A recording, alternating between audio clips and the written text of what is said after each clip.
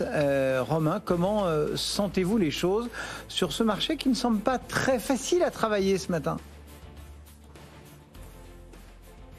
Bonjour Cédric, bonjour à tous. Non, pas très, effectivement, pas beaucoup d'intérêt toujours. C'est ce qu'on constate depuis quelques temps.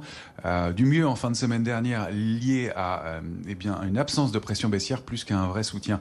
On l'expliquait, l'échéance des marchés dérivés du mois de juin a eu lieu le 17 juin et après ça, il y a eu la destruction de 15 à 20% de l'intérêt sur le futur CAC 40. C'est-à-dire que les vendeurs ont un peu abandonné la pression baissière. Ils n'ont pas reconduite dans l'immédiat. Donc on avait clôturé le 17 juin à 5882 points.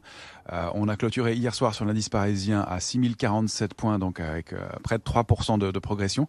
Et on a ouvert simplement 1500 lots, 1500 contrats sur le futur CAC 40 pour porter la position globale à 263 000 contrats. C'est-à-dire qu'il n'y a rien du tout, pas d'intérêt, et on a progressé donc avec quasiment rien, juste des arbitrages. Et c'est ça qui anime le marché pour l'instant. On le voit aussi avec les volumes qui restent toujours très très modestes, même si on voit un peu de mieux par moment. Alors, reste que probablement certaines gestions ont trouvé des points d'entrée, que ce soit sur value ou croissance, ça alterne selon les séances, mais pour l'instant des points d'entrée modérément et de façon un peu timide. C'est pour ça qu'on a alimenté des mouvements et plutôt une stabilisation qui se met en place qu'un réel mouvement de hausse dans l'immédiat.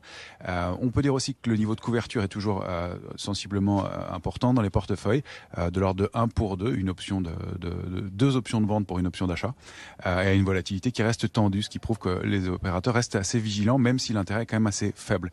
Alors graphiquement, on bute toujours, on est revenu en zone de neutralité déjà sur le futur CAC 40, à mon sens, entre 5935 et 6315. C'est une grande zone, large zone dans laquelle on pourrait évoluer dans l'immédiat.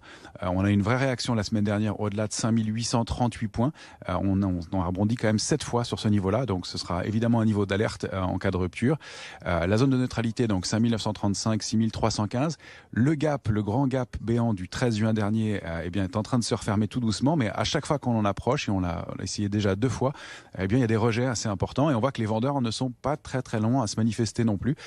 Donc il est toujours resté ouvert pour une dizaine de points sous 6159, donc ça va être un niveau important aussi. Donc on navigue comme ça, en alternant achat et vente pour l'instant. On fait plutôt du stock picking, la logique indicielle va être difficile, et même s'il y a pas mal d'éléments macroéconomiques dans le courant de la semaine, c'est probablement le début de la saison des publications à partir du 14 juillet qui va vraiment donner le là et permettre au marché de prendre une direction un peu plus forte. Pour l'instant, on stabilise et on a arrêté de baisser, c'est plutôt ça qu'on constate.